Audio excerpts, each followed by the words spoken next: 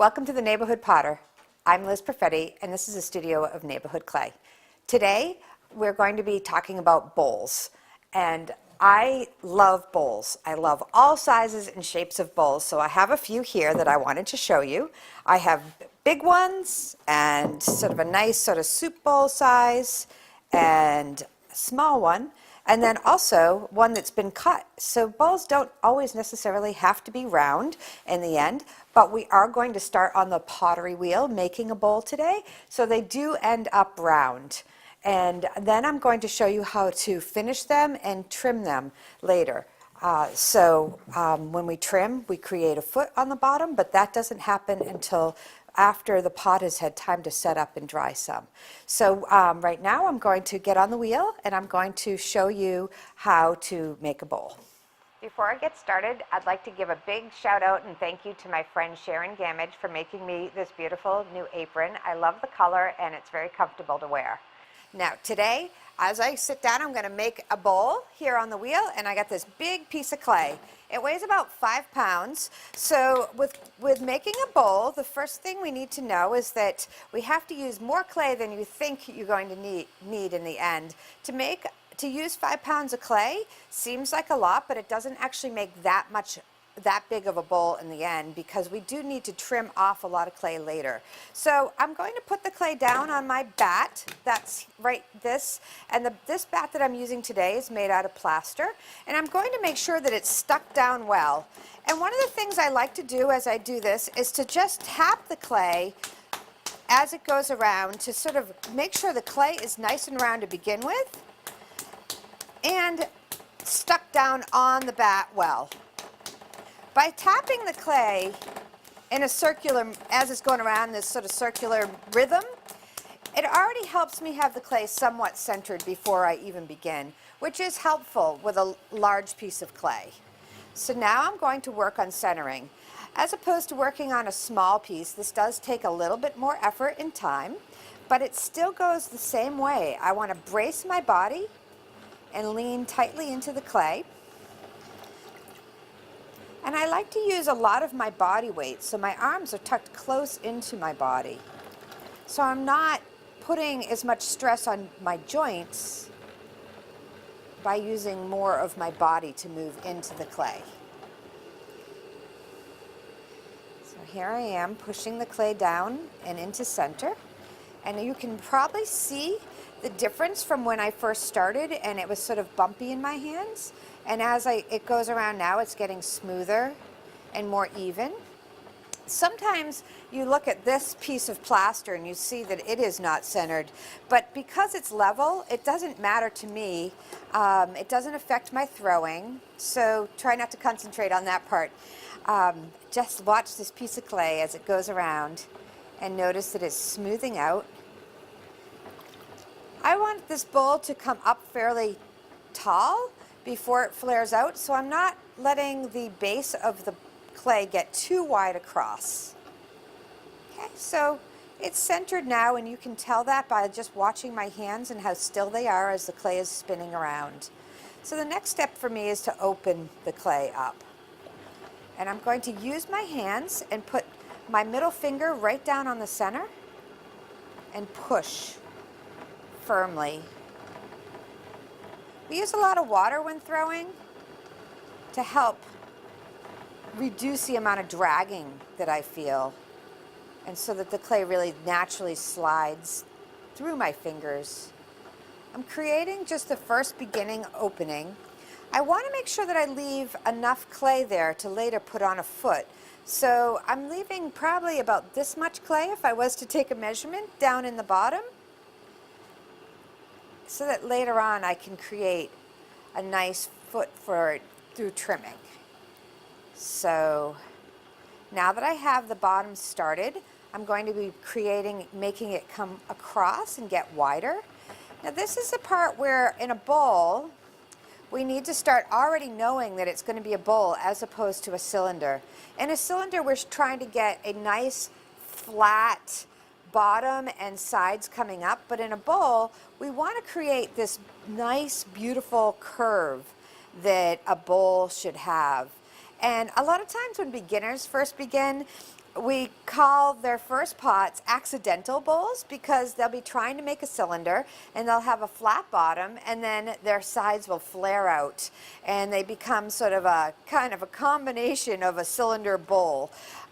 So the true bowl requires us to really think hard about this actual curve right in here. Also, the clay needs to be well compressed. So what I'm doing right now is I'm slowly moving my hands up the sides and then I'm pushing back down the clay. Compression, especially in a bowl-like shape, is very important. The clay is made up of tiny particles, and if we don't press them down in tightly, we can get cracking later. So sometimes I like to use a sponge to help reduce the amount of friction in my fingers, and also it evens out the pressure. Some people find using a sponge just another thing to pay attention to when they're first beginning, but for me, I really find it's made a big difference in helping me get my work even. All right, so now I have this scoop of a bowl and I have a lot of clay sitting over here on the side. And I'm going to start to bring the clay up, but you're going to notice that some of the clay, some of the thickness down on the bottom needs to remain because that will help support that curve as it comes out later. We don't want gravity to take effect of the clay and then have it drop down and create kind of a step in the bowl as opposed to a nice round form. So I'm using both hands, compressing the clay between my fingertips, and my outside hand is pushing harder than my inside hand at this point. Although eventually this will be a bowl, it's going to look a bit like a cylinder from the outside. So from the outside, you'll see sort of straight edges, and when you look on the inside, you'll still see that curve that I created.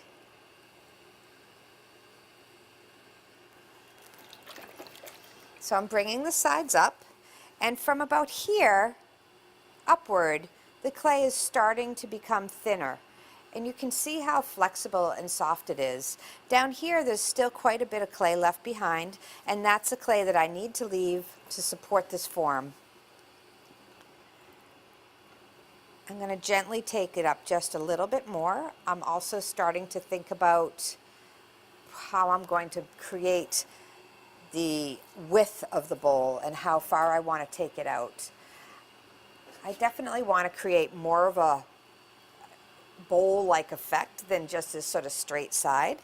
Before I do that, because underneath can get a little difficult to reach, I'm going to use this metal rib and take away some of these throw marks that I've put in. Now this isn't necessary, but in my work, I don't find that I need the information left behind from throwing, that I want to be the one that puts the texture in a different way later on. So I like to use this rib to help smooth out and clean up the space in there. Okay. And just by doing that, I've already created the bowl to flare out further. But I'm going to use this same rib on the inside now. Starting at the top, I'm just going to slowly push outward and down at the same time. And down in here, where I really want to emphasize that curve, I'm pushing pretty hard. You can see that I'm picking up a lot of the slurry that gets left behind. It's good to get that off the pot because that can create a weakness because the clay gets saturated with water. So this is now starting to look quite bowl-y, but I'm going to just emphasize it a little further. Sometimes I like to take things a little too far, but we'll see.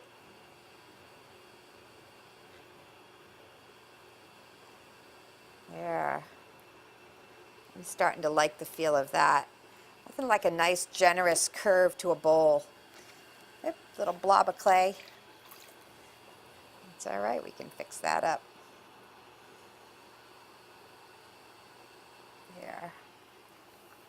I don't want to go too much further now because I could start to see with this right in this line right in here could become weak and it could create sort of a step in that form as opposed to a nice gentle shape, because really our our clay support is down here now. It's not really up in here, so I don't want to push this any further. The last thing I want to do is just consider the rim. So I'm just going to round this off by using my fingers and just kind of rolling a nice soft rim.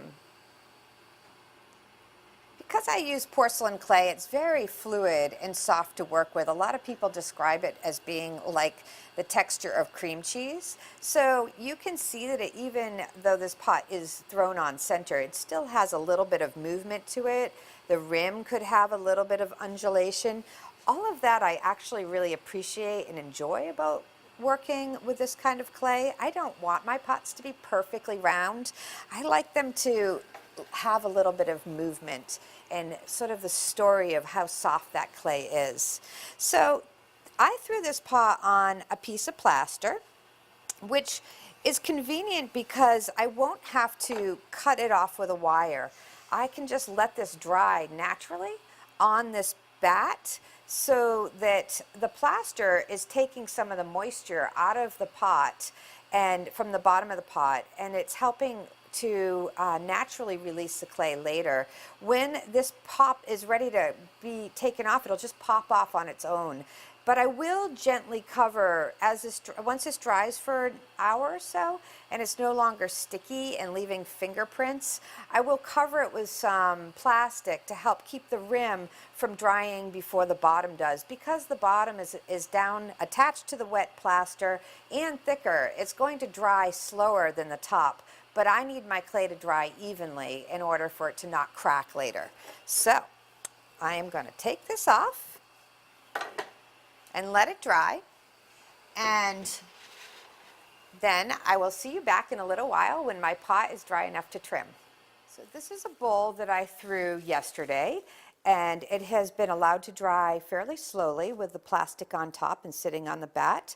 It's no longer stuck on the bat, and it is no longer wet or really flexible enough to move around, but the clay is soft enough that if I was to try to make marks in it, it would still receive it, which is just right for the next step, which is called trimming. We're going to be shaving off all of the extra clay that is in here, that is leading to that thickness and the heaviness of this bowl, so that we can create a much nicer form, and it will be even clay all the way around, which will help with it reducing its likelihood of cracking, and of course, most importantly, it will make it more visually attractive. So I'm going to get on my wheel and get ready to trim this pot. So here's the pot, and I'm going to be putting it upside down on the wheel. And the first thing I need to do is recenter it. To recenter a piece of pottery that has been thrown for trimming, it does not need all the heavy water and the use that we do before when we're using a chunk of wet clay. The process is relatively dry, and I need to make sure that as it goes around, this bottom part is as even and centered as possible. So it helps that my wheel head has these rings down here that kind of allow me to sort of see close to where to put it on center, but I might not get it just so. I am going to start by just holding my hands very, very still and drawing a circle around the bottom. Now there's many different ways to recenter clay, but this has become my favorite and most reliable. I think I like doing this because it's very visual and I can really see what is happening. So when I drew this circle in here, I can see that this part of the circle over here is more narrow than this. And so I need to try to make the circle look like it's right in the middle. In order to do that, I need to push towards the side it's a little narrower. And then I'm going to just smooth this line in and do it again. Sometimes this process takes a while, but over time with practice, it becomes a little faster. So again, I'm going to reevaluate my circle, and I feel like this line here, this thickness is a little wider than this, so I'm going to go in the direction that's a little thinner. and check it again. And sometimes you overcorrect and have to go back. That looks pretty good to me. So now that I've gotten my pot centered, I don't want it to move from there. So I'm going to use some soft but not soaking wet clay. It's not sticky, it's just soft right out of the bag. And I'm going to put it down on the wheel head and press it down hard onto this wheel head. It will stick pretty readily to this without sliding around, but it will pop right back up later. I was always taught that a tripod is the most stable, so I always just use 3 chunks of clay. I've seen people use lots more than that, but I find that this works okay. I don't want these pieces of clay to be too terribly big and thick because I don't want them to get in the way of where I'm working up in here. So most importantly, I want them to be stuck down on the wheel head and pushed up gently to the rim of the pot. I don't want to bow the rim of the pot and warp it. They often say that clay has a memory, so if I make this pot unround right now, it might remember that later and come out of the kiln less than round later, which is not really that desirable. So also, this piece of clay is drier than these pieces of clay, so later on when I go to take it off, as long as I haven't added any water to act as a glue, they'll just pop right back off later. So the clay, these 2 different drynesses of clay won't stick together. Now, my pot is ready to start to trim. I'm going to use a little bit, sometimes I just use my foot pedal on my wheel because I do have this kick wheel with electric assist. So sometimes I just use this, and just the momentum of the wheel going around is all I need for speed. But also I can cheat a little bit by adding the power in. It's a little louder, but it does give me the ability to keep the wheel going and not slow down. So to trim off the pot, my first thoughts are how to get the extra clay out of here. And by doing that, I'm going to be making the diameter of this base here narrower coming in. So I'm going to work exclusively to start with on the outside of the pot, pushing and trimming off the clay and creating more gentle slope in instead of just kind of stopping abruptly on this edge here.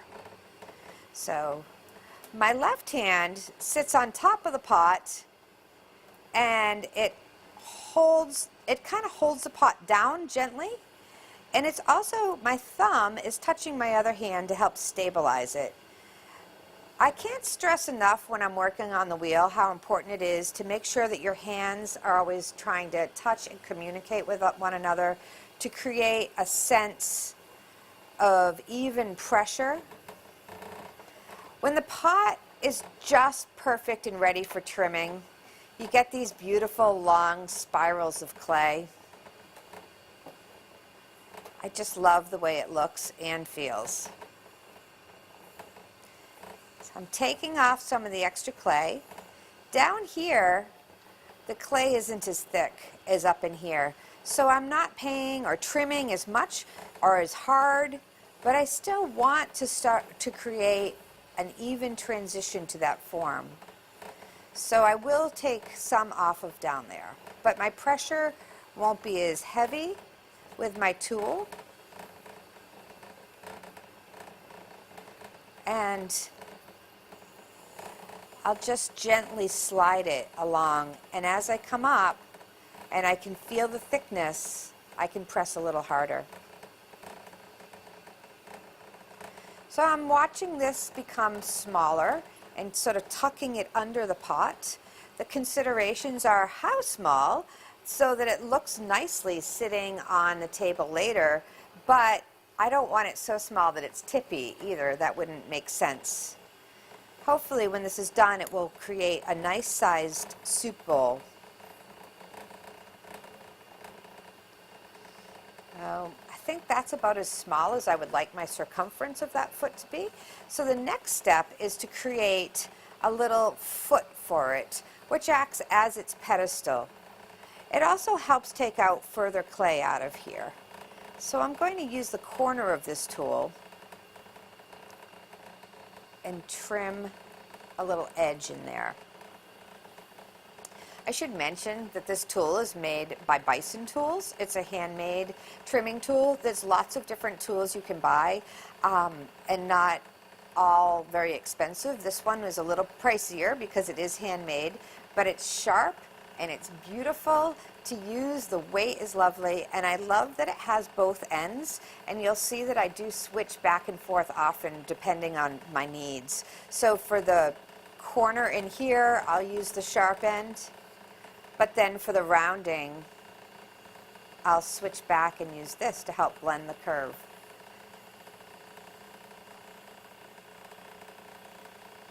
So I'm blending that curve back down after I've created that step in there. And I'm going to go back and forth a few times, really trying to form just what I want for a foot.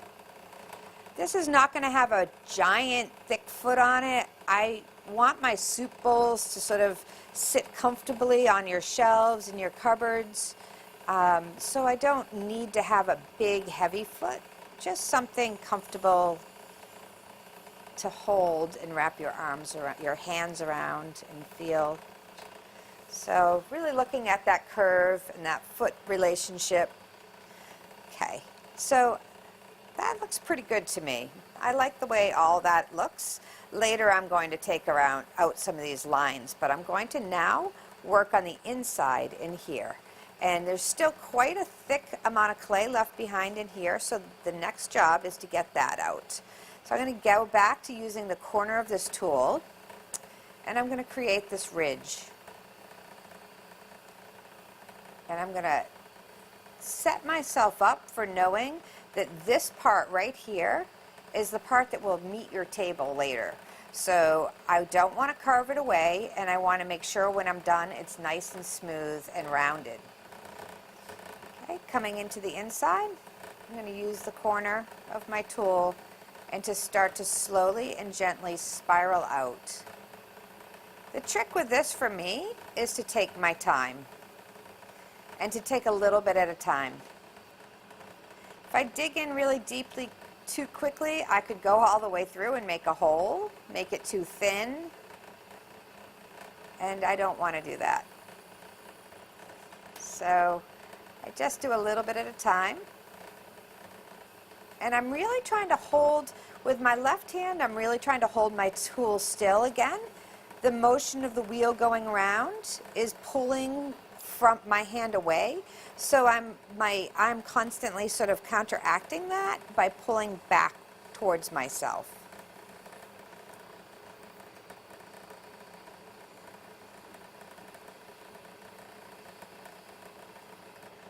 I love all these little curly cues that the clay makes. We can recycle all of this so it won't go to waste, and I will talk about that on one of our next shows. So I'm smoothing this bottom out, trying to get rid of any of the extra ridges that I made, and trying to leave a nice smooth shape. The inside of the bowl is curved, so this is actually a gentle curve as well to mimic that. So this is a little bit higher than down in here. Now, just to pay that attention to the foot, making sure that it looks nice, sits nicely on your countertop, in your cupboard, in your hands. I'm just softening the edges. At this point, I'll use a little bit of water and just sort of soften the clay up, rounding this foot to mimic the nice round rim. Take away those extra marks. This clay is very smooth, so as I trim it away, you're not getting any little tears from extra material in there. There's some clay that does happen, but this just smooths out. Just gonna round it softly.